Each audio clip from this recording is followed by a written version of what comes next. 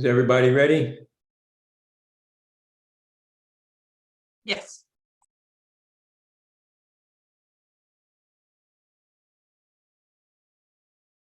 I usually give the 2-minute warning, but I missed that. Sorry about that.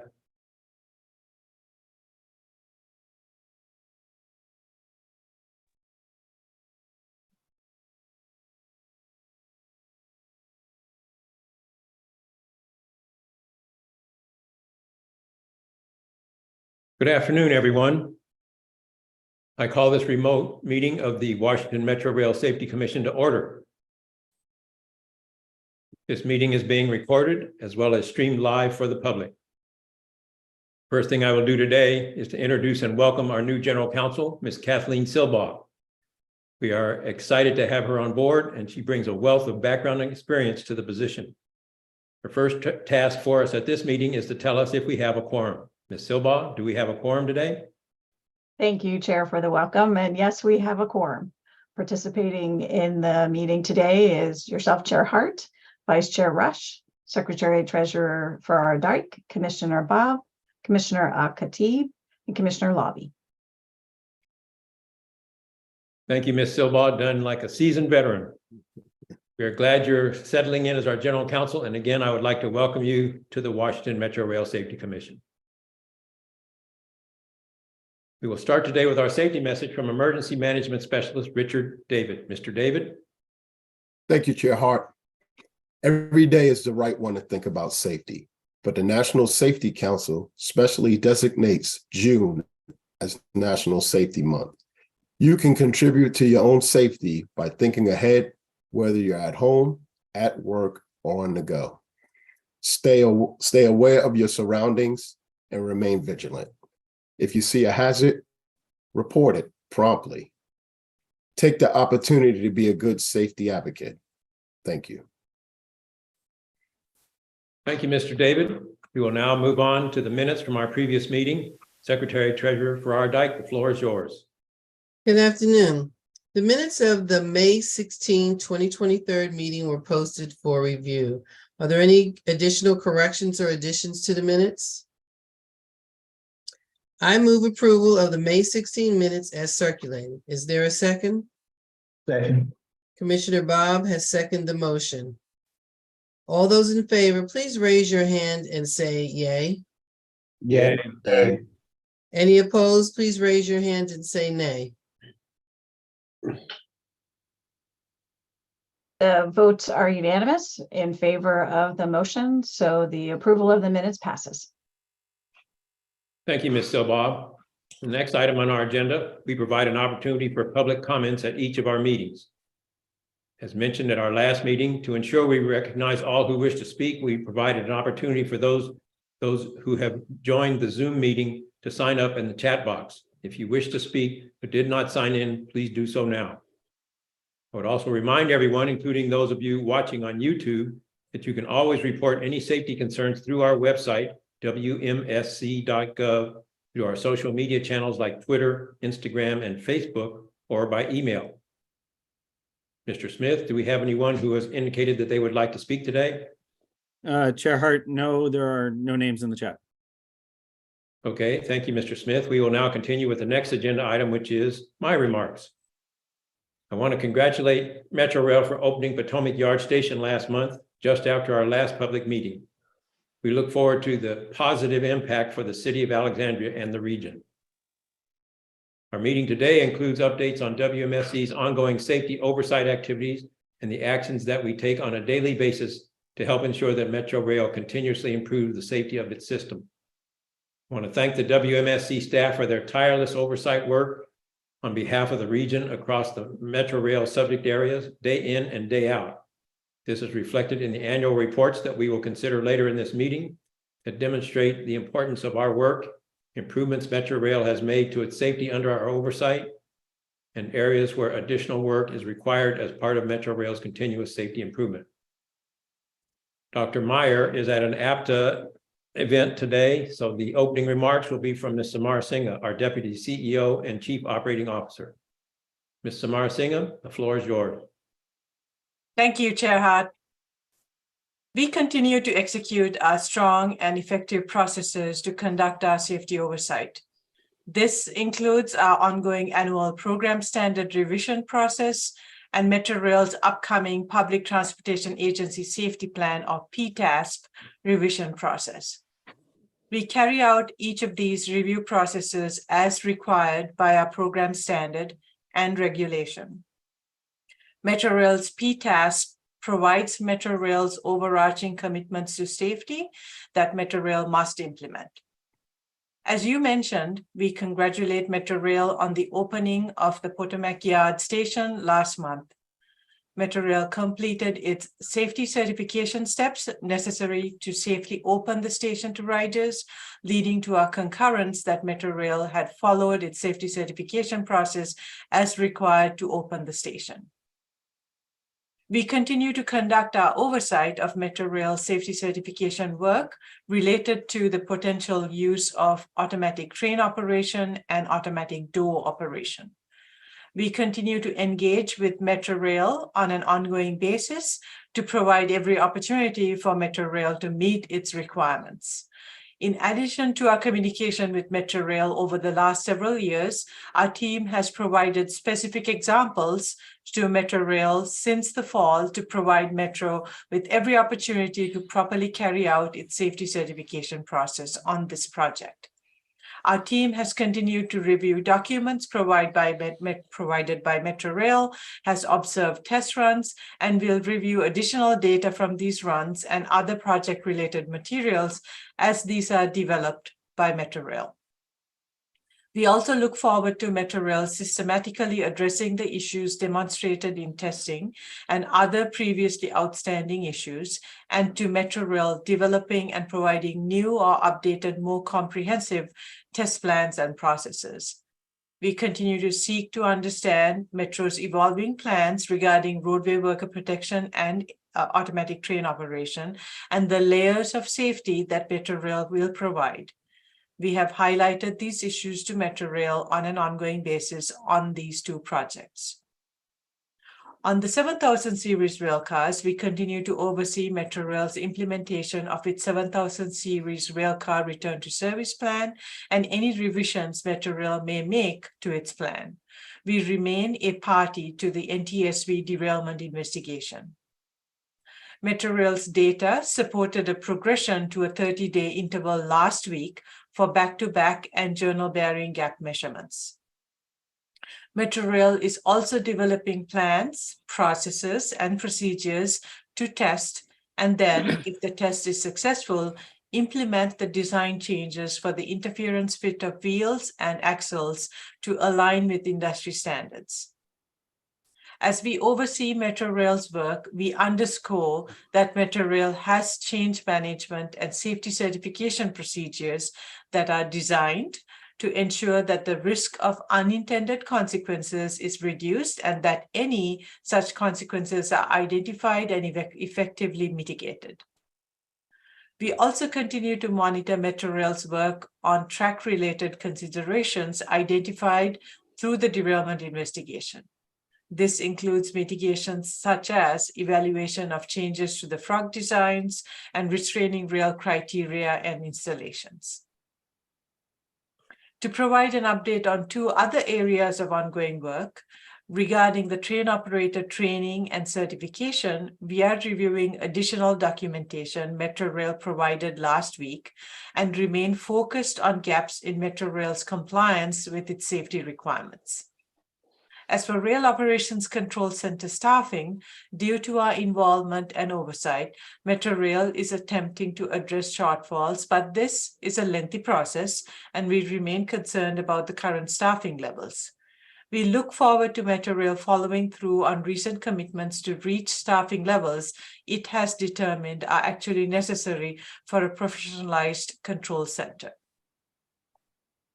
We also continue to monitor Metrorail's roadway worker protection program and changes Metrorail is developing on that front.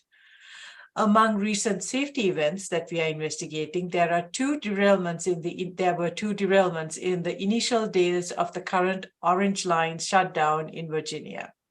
On June 4th, the work crew of a roadway maintenance machine consist moved the vehicle into an area where the running rail had been cut for replacement, leading to a derailment.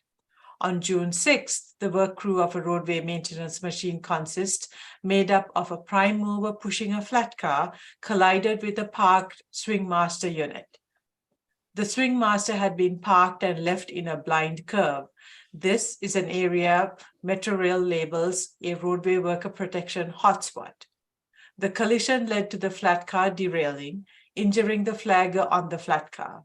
The investigation also identified that an office-style chair was improperly in the flagman's cab and was being used by the flagger, which may have contributed to the severity of the flagger's injuries. Following the second event, Metrorail stopped work, conducted a safety stand-down, and communicated mitigations to be carried out. The investigations continue and will progress to final reports that will be presented at a future meeting for your consideration. We are also investigating two other events last month where train operators moved their train with riders on board with automatic train protection cut out without the safety precautions required by Metrorail rules. In one case, for example, the train being operated by an operator who had been just recently certified for the first time reached approximately 50 miles per hour while automatic train protection was cut out. These investigations are ongoing. And finally, I'm also pleased to announce Kathy Silbaugh joined the WMSC as our first in-house general counsel last month. Prior to joining the WMSC, Ms. Silbaugh held several positions in the federal government, accumulating extensive experience in transportation as well as in federal government ethics. She was the general counsel at the National Transportation Safety Board for the last 5 years. Previous to that, she served at the Department of Justice as the Deputy Director for the Departmental Ethics Office, which administers the ethics program for the Department of Justice, and also worked as the principal legal advisor to the Judicial Conference Committee on Financial Disclosure, which is comprised of 16 federal district and circuit court judges from throughout the country. With that, I conclude my remarks. Thank you, Chair Hart. Thank you, Ms. Samar Singha. Are there any questions from the commissioners for Ms. Samar Singha? Hearing none, we will now move on to our next action item, which is audits, with an update from Davis Rattick. Mr. Rattick, floor is yours. Thank you, Chair Hart. We have transmitted our draft audit report of Metrorail's structures program to Metrorail for their 30-day technical review. We are developing draft reports for our audits of Metrorail's roadway maintenance machine program and of Metrorail's automatic train control and signals audit. We have also begun work on the next audit of Metrorail's power systems. This will include both high and low voltage power and related equipment. Interviews and field work begin later this month. Our audits assess Metrorail against the relevant criteria, such as the requirements of Metrorail's Public Transportation Agency Safety Plan, requirements specified in other Metrorail documents such as SOPs, manuals, orders, and regulatory requirements. These audits cover all aspects of Metrorail's Public Transportation Agency Safety Plan over a 3-year period and are designed to proactively identify safety issues. We take steps to ensure Metrorail personnel feel free to speak openly and transparently with us during each interaction, as this leads to the greatest opportunity for accurate and meaningful recognition of positive practices or areas for improvement. Thank you. That completes this presentation. Thank you, Mr. Rattick. Are there any questions from the commissioners for Mr. Rattick? Okay, seeing none, we will now take up the next agenda item, which is corrective action plans. Mr. Rattick, the floor is yours again. Thank you, Chair Hart. Since the last public meeting, we have closed 7 corrective action plans. When Metrorail develops corrective action plans to address the safety deficiencies identified by WMSC findings and recommendations or other issues specified by the WMSC program standard, Metrorail submits these plans to the WMSC for review and approval. Each CAP is a specific plan to address a specific deficiency, So the proactive identification of these deficiencies by the WMSC and later the resolution of these deficiencies by Metrorail is part of the continuous safety improvement process. After Metrorail submits acceptable CAP proposals that will address the safety deficiency, Metrorail is responsible for implementing its corrective action plans on the schedule documented in the CAP. Metrorail's implementation of each of these CAPs improves the safety of the system for riders and workers.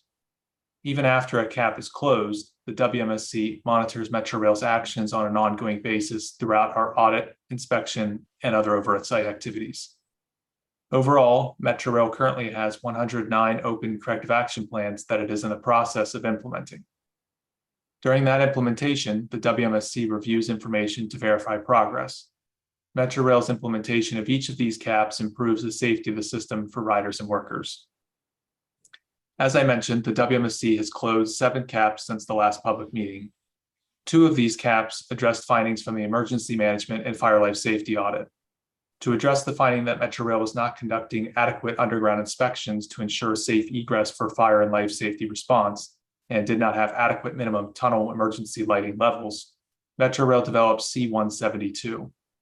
Metrorail's fire marshal reviewed procedures and Metrorail updated its requirements to meet NFPA minimum standards. To address the finding that Metrorail does not assess and communicate radio system outages to Metro Transit Police Department officers who are assigned responsibilities related to emergency preparedness and response, Metrorail developed processes as part of CAP C-180 to regularly check for and report radio outages and communicate those outages to MTPD officers. 2 of the closed CAPs address findings from the rail operations audit issued last year. C-190 addressed the finding that Metrorail does not provide adequate oversight of safety equipment that requires calibration. In the context of rail operations, this includes handheld radios and high voltage gloves. Metrorail created and implemented new processes to ensure the tracking of calibration dates for this equipment. C-194 addressed Metrorail's lack of effective oversight of training instructors. Metrorail will now evaluate training instructor performance quarterly in the classroom and in the field. Also related to training, Metrorail implemented C-205 to address a finding from the station maintenance elevator and escalator audit that there was no formalized or documented training for elevator and escalator personnel serving as mentors or on-the-job training instructors. Metrorail revised training materials and provided the revised training. Another closed CAP relates to the automatic train control and signals audit issued in 2021. C-115 addressed that Metrorail's written procedures did not reflect changes that employees were being directed to implement. Metrorail revised its procedures for hand cranking and clamping switches to match its instructions to personnel. And finally, C-161 addressed a recommendation from the high voltage and traction power audit related to job descriptions that had not been updated in more than 30 years. Despite significant changes to the Metrorail system, workplace technology, and safety requirements, Metrorail reviewed and updated job descriptions to match current requirements and will now update job descriptions at a minimum before each new recruitment. Thank you. That completes this presentation. Thank you, Mr. Raddick. Are there any questions from the commissioners for Mr. Raddick? Okay, hearing none, we will now move on to our next agenda item, which is an update on some of WMSC's latest activities overseeing Metrorail's safety certification process. That update will come from Mr. Tino Sahu. Mr. Sahu? Yeah, thank you, Chair Hart. Metrorail's safety certification process is a critical element of Metrorail's safety management system. Consistently identifying hazards and mitigating the likelihood and severity of those hazards in a systematic way as documented in Metrorail's policy and procedures is what provides for the overall safety of the Metrorail system. To achieve this, Metrorail must carry out all elements of its safety requirements without bypassing any part of this holistic safety process. We oversee Metrorail safety certification through field observations, document and data review, and regular meetings with Metrorail, as well as by observing the discussions among Metrorail safety certification committees and working groups. As you mentioned earlier, since your last meeting, Metrorail completed the safety certification steps necessary to safely open the new Potomac Yard Station in Alexandria. Due to our effective ongoing work and communication with Metrorail over the years of Metrorail's work on this project, and due to Metrorail addressing the remaining open issues, we were able to provide our concurrence with Metrorail's safety certification within hours of Metrorail completing its requirements to open to riders. Another project that we have designated for in-depth review, where we have identified and continuously communicated significant issues, is Metrorail's automatic train operation and automatic door operation project. We are continuing to engage with Metrorail regarding outstanding issues, as we have for several years. We have observed test activities and continue to monitor Metrorail's actions to address the identified issues. We regularly review data and hold regular meetings in communication with Metrorail personnel involved with the project to maintain the most up-to-date understanding of Metrorail's assessment of and planning for the project. We assess this against Metrorail's documented safety commitments and requirements. We continue to provide constructive feedback to reinforce the need to comply with their safety certification and hazard management procedures and associated processes. It is Metrorail's responsibility to carry out this holistic approach in accordance with its procedures. As Metrorail assesses the causes of and determines mitigations for known issues, we are continuing our interactions with Metrorail's project team, vehicles team, train control team, and others with the focus on Metrorail's identification and mitigation of organizational and operational hazards as required by Metrorail's safety certification program and other Metrorail safety commitments. Metrorail's commitments are included in, among other things, its agency safety plan, safety certification program plan, project-specific safety certification plan, and other processes and procedures. This is a significant effort that requires Metrorail to ensure its entire organization is ready for such a change. We're awaiting further information from Metrorail. Another example of a project that we're conducting our in-depth review of Metrorail's safety certification process is Metrorail's 8000 series rail cars. These are several years away from arrival in the Metrorail system. Similarly, we conduct oversight work of Metrorail's other safety certification activities. It is in all cases Metrorail's responsibility to carry out this work in accordance with its policies and procedures. Thank you, Chair Hart. That completes this presentation. Thank you, Mr. Sahu. Are there any questions from any of the commissioners for Mr. Sahu? One quick question, Mr. Chairman. Yes, Commissioner Bob. Yeah, with respect to the automatic train operations, is that still on time for actually to go into service? I thought it was later this year, or is it next year? Yeah, I'll defer that question to Paul. Oh, thank you, Tina.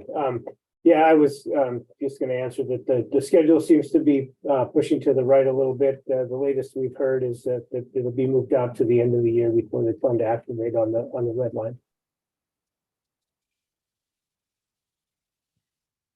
Commissioner Bob, if I may add to Paul Smith's response, is Metrorail has a targeted timeframe.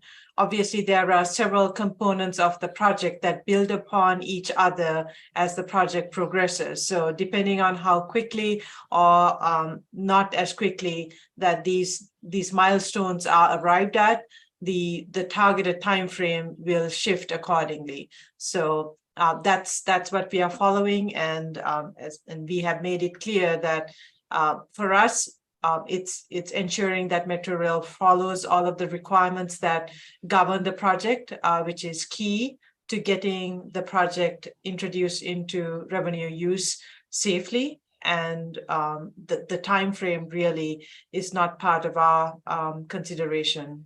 However, we fully understand that Metrorail has a need to have a targeted time frame for all the other organizational considerations as part of this project.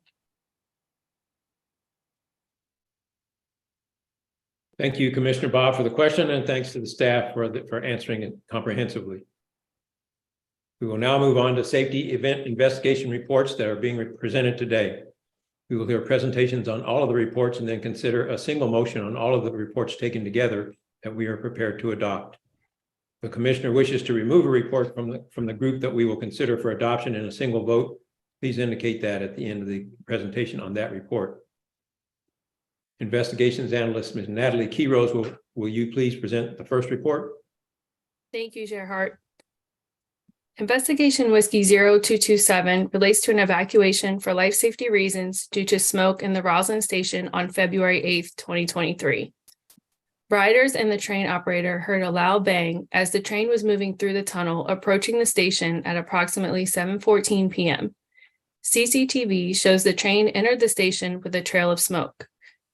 After the train operator stopped the train and opened the doors, the train operator saw the smoke that appeared to be coming from the train and reported the emergency to the Rail Operations Control Center. A rail car maintenance road mechanic in a room that is accessed from inside the tunnel heard the bang as the train passed and responded to the platform. The Rail Operations Control Center Assistant Operations Manager called Arlington County for a fire department response. Metrorail did not establish command, ensure the station was evacuated, or clearly communicate among Metrorail personnel during the response. There was confusion about the incident command post location and who was in charge. Personnel near the train did not know the station was being evacuated because there were no public address announcements and riders continued to enter the station. Elevators were not taken out of service as required by Metrorail's procedure during an evacuation to ensure riders do not inadvertently enter an evacuated area. Rail Operations Control Center Management directed service to be suspended approximately 15 minutes after the smoke began. The Button Rail Traffic Controller de-energized third rail power under the train approximately 20 minutes after the smoke began. A Metrorail track supervisor, responding as the emergency response team, inspected several hundred feet of track behind the train and found no issues. Some personnel wanted to move the train, so power was re-energized after the track supervisor cleared the roadway. Power was then de-energized so that the road mechanic could conduct a ground walk around to determine whether moving the train would be safe. The road mechanic had not inspected the train during the time the emergency response team was doing the track inspection due to the lack of coordination among personnel on scene. From the road mechanic's limited view in the underground station, they believe there was a blown collector shoe fuse on car 3255, the second car of the train. After the train was moved to a rail yard, a full inspection showed evidence of electrical arcing on elements around the collector shoe fuse, brake disc, brake actuator, and digital shielding. The inspection also found the caliper assembly overheated. The inspection found the collector shoe fuses were not blown. The vehicle investigation team determined this electrical smoke event was most likely caused by an object on the roadway. Metrorail is implementing a corrective action plan to address its noncompliance with the Incident Command System structure and National Incident Management System. This is due to a finding in the WMSC's Emergency Management and Fire and Life Safety Audit. Metrorail is in the process of training personnel on elements of its new command and control processes. Metrorail plans an initial transition to these updated procedures this summer. Metrorail reminded all station managers of rules and procedures requiring the activation of fire alarms and placing elevators out of service in the event of an evacuation. Thank you. That completes this presentation. Thank you, Ms. Keyrose. Are there any questions from any of the commissioners for Ms. Keyrose? I have a question, Chair Hart. Yes, please, Commissioner Lowry. Ms. Kiro, in reading the summary of this incident, I note that the rail traffic controller designated the train operator as the on-scene commander. That seemed very strange to me. Is that allowed to basically designate a train operator as the on-scene commander? Yeah, so the way that the current SOP is, the rail traffic controller would appoint the on-scene commander temporarily, if that's supposed to be the first person that's on the scene. So it would be a train operator, or it could be a station manager or supervisor. And then when MTPD or the fire department arrives, then it would change and the train operator would no longer be the on-scene commander. Okay, thank you very much. Thank you, Commissioner Lobby. I have a question, and that is my understanding correct from your report that they never determined with certainty what the source of the bang was? Yes, that's correct. They determined that it was most likely an object on the roadway, and then after it had just kind of disintegrated from the fire and smoke. Okay, thank you. Are there any questions from any of the other commissioners for Ms. Key Rose? Okay, hearing none. Investigation Program Manager, Mr. Adam Quigley, would you please present the next report? Thank you, Chair Hart. Investigation Whiskey 0228 relates to an evacuation for life safety reasons due to smoke in Van Ness Station on February 26, 2023. Riders described hearing a loud bang and seeing a flash, then smoke at the south end of the station as train 108 entered Van Ness Station. CCTV shows the flash in the tunnel at 5:55 p.m. and Metrorail systems showed that three breakers opened. When the breakers tripped during the arcing and surge, sections of the third rail were de-energized, including the section inside the station on that track. This also caused track circuits to go down. Train 108 continued into the station with smoke visible behind it. The train operator stopped the train fully berthed on the platform. The train's data systems show erratic traction motor torque values, followed by a loss of traction motor torque and dynamic braking. Due to the speed of the train at the time, friction braking stopped the train at the proper location. The train operator opened the doors to service the station as usual. The train operator then closed the doors and attempted to move the train. Each time the train operator moved the master controller to the maximum power mode, the train did not move. There was no third rail power. The train operator had not identified or acted upon the heavy smoke visible at the rear of the train. The train operator of train 102 operating in the opposite direction came to a red signal approaching the Van Ness station. The radio rail traffic controller granted a permissive block to continue into the station. The controller then asked the operator of train 108 whether they had lost third rail power, as the power was showing on the controller's computer as de-energized. The train operator responded only that the lights had gone out. As the operator of train 102 entered the station on the opposite track, they asked whether ventilation fans were on. They then reported smoke in the station to the radio rail traffic controller. It was ahead of their train as they had stopped their train with only the front cars in the station. The rail controller directed the train operator of train 102 to reverse ends and move the train back to Tenleytown Station. It can take several minutes to walk through the train and reverse ends. Approximately 9 minutes later, train 102 departed to return to Tenleytown Station. The Van Ness station manager also reported smoke at this time from the tunnel on track 2. The station fire alarm activated at 5:57 p.m., approximately 2 minutes after the flash visible on CCTV. The plant desk activated ventilation fans at 5:57. The investigation could not determine with certainty what initiated this smoke event. The most likely source was an object or debris on the roadway being struck by train 108, leading to an electrical arcing from the third rail power cables or the train's power collector chute. Inspections did not identify remaining material on the rail car or track bed, suggesting that the object or objects were destroyed by the electrical arcing. Metrorail issued reminders to the safety department personnel about following Metrorail's procedures for command, control, and coordination of emergencies. Metrorail replaced a blown fuse in the train control room identified during the response. As Ms. Quiroz mentioned, Metrorail is implementing a corrective action plan to address its noncompliance with the Incident Command System structure and National Incident Management System. Metrorail is in the process of training personnel on elements of its new command and control processes. Metrorail plans an initial transition to these updated procedures this summer. Thank you. That completes this presentation. Thank you, Mr. Quigley. Excuse me. Are there any questions from any of the commissioners for Mr. Quigley?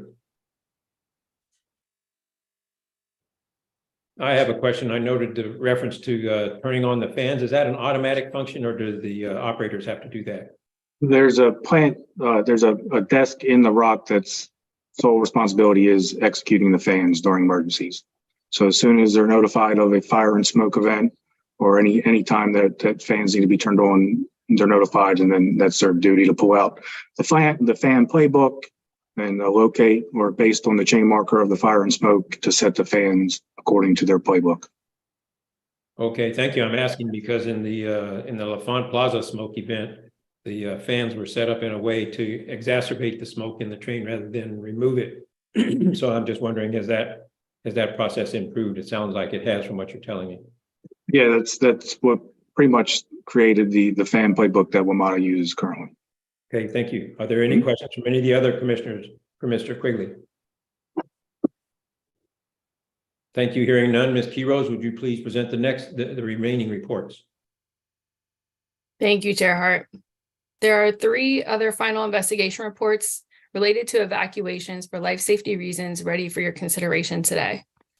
Investigation Whiskey 0229 relates to an evacuation for life safety reasons of Capitol South Station on February 4th, 2023. This evacuation was due to a bomb threat. There was some miscommunication during the response that appears to be related to Metrorail not properly establishing and following incident command processes.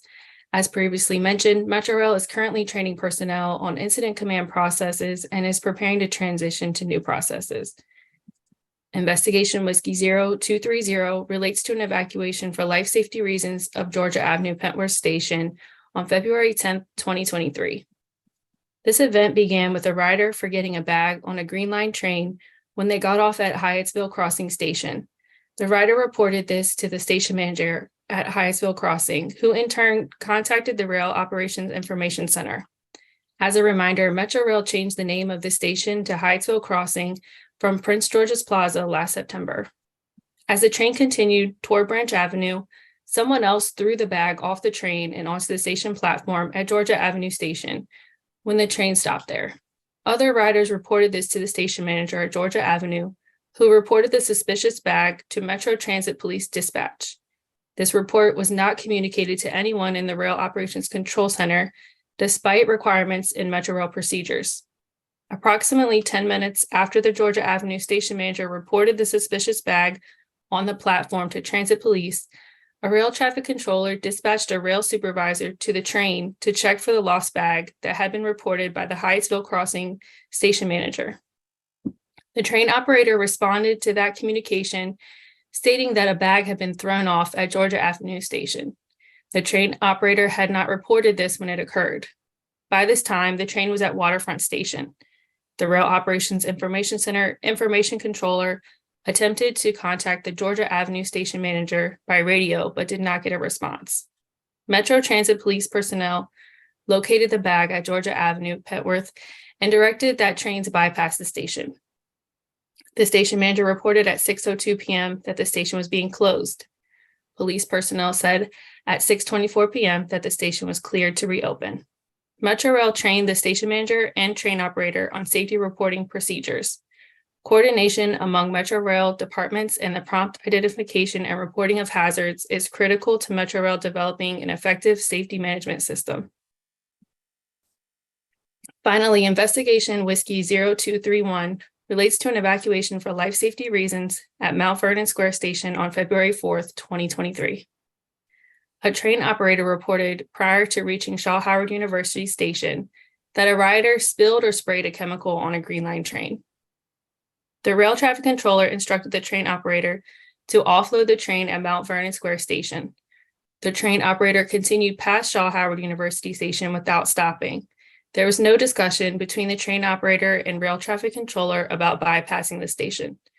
The train operator stopped the train at Mount Vernon Square Station and evacuated riders from the train. The train operator reported the spill was contained to the lead car and that they would have to move to the other end to operate safely. The rail traffic controller therefore directed the train operator to move the train out of service back to Greenbelt. As the train operator was moving the train to Greenbelt, they improperly stopped and opened the doors at Columbia Heights Station. The operator later said they forgot they were out of service, but they ensured no riders were on board before continuing on. By the time the train reached Greenbelt Station, there was no odor. The train was later placed back into service. Thank you. That completes this presentation. Thank you, Ms. Quiroz. Are there any questions from the commissioners for Ms. Quiroz? I have a couple of questions, Chair Hart. Yes, please, Commissioner Lobby. You know, I've looking at some of the actions that the operator took, and you know, he didn't service a platform. He went to a second platform and evacuated the train. Lot of errors by the operator. Does anybody know how these errors by the operator were addressed by Washington Metro? And it may not be you, Ms. Quiros, but someone else that's participating in the meeting here. Are you talking about maybe like refresher training and any type of discipline that they might have received, or just? It seems like an awful lot of mistakes in a row by one operator. You know, it seems a little bit unusual that one operator would you know, forget that he's out of service. I mean, that's a little bit extreme, I would think. Yeah, I don't have that answer for you, Commissioner Lobby, but we can definitely look into what was done to this individual. Okay, and I just thought that there's a whole chain of mistakes that were made, and either the operator didn't know what he was doing, even though he's been trained, or you know, some other aspect. But it seems like somewhat of an unusual occurrence here. Understood. Thank you.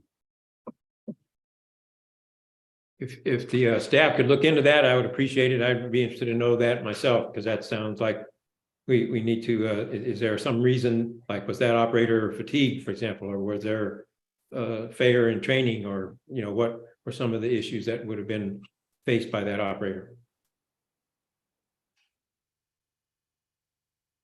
Any questions from any of the other commissioners?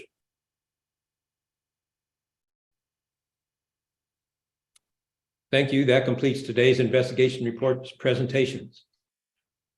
Is there a motion to adopt the investigation reports that have just been presented? That means whiskey 0227, 0228, 0229, 0230, and 0231. Is there a motion? So moved. Thank you, Mr. Rush. Is there a second? A second. Second.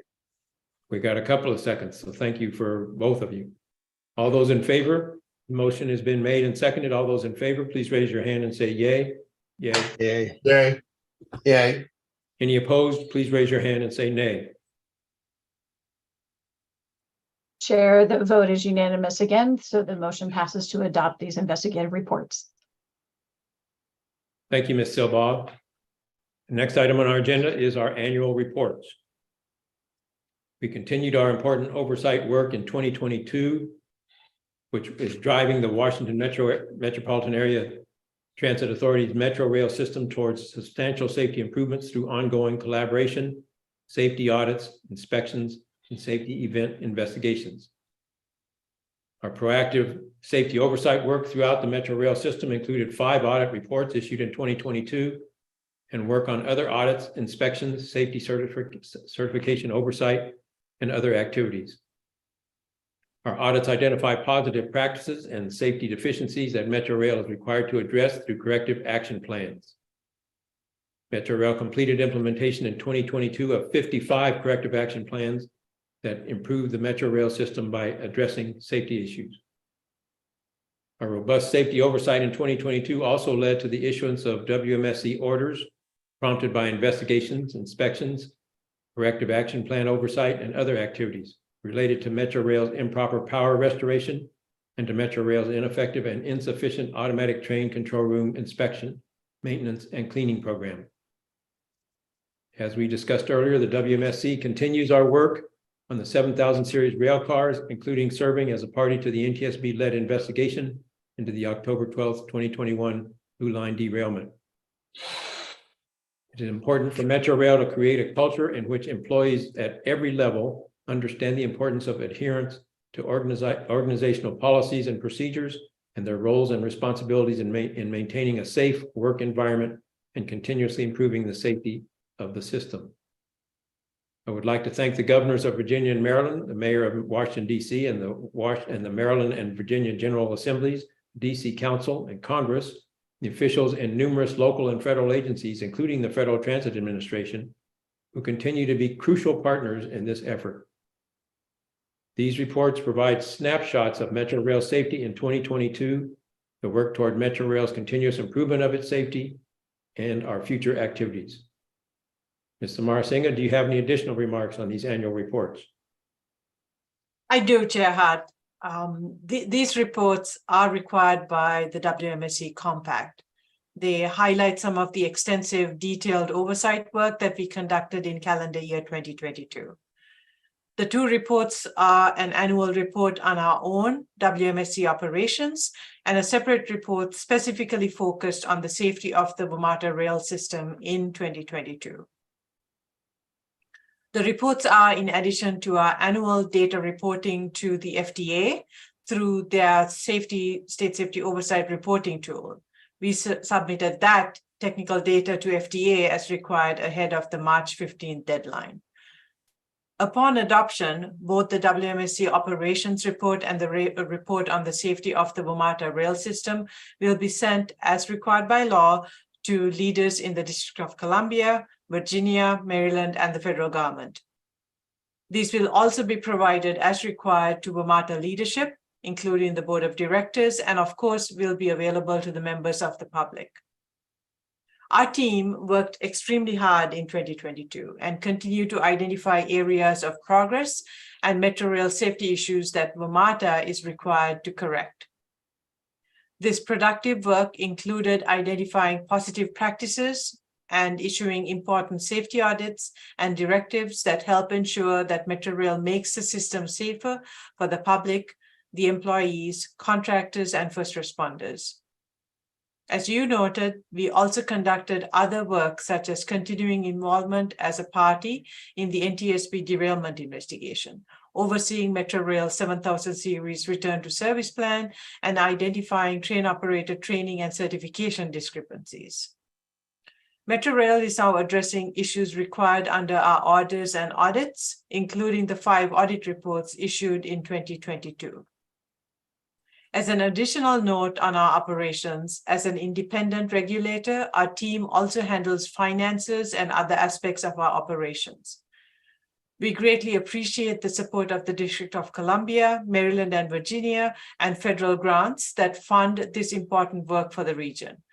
We appreciate the support of Metrorail riders, including the elected officials and staff across the region, for our important role as Metrorail State Safety Oversight Agency of ensuring Metrorail is carrying out its safety commitments, including commitments to continuous safety improvement. And Chair Hart, on behalf of the WMSC staff, we thank you, the commissioners, for entrusting our team with such an important responsibility. We are committed to the safety of every Metrorail rider, Metrorail employee, and contractor, as well as anyone else who comes into contact with the system. And that concludes my remarks. Thank you.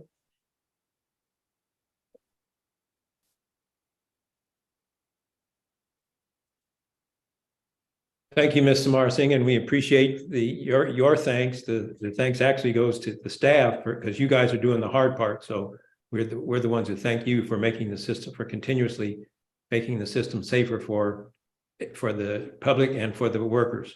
As they say, safety is not a destination, but a continuing, never-ending journey. So thank you for helping take us on that journey. Thank you. Are there any questions from any of the commissioners for Ms. Samarasinha?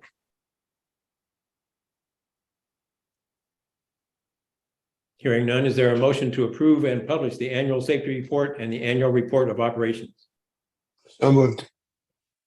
So moved. Commissioner Al-Khatib, is there a second? Second. Second, Commissioner Rush.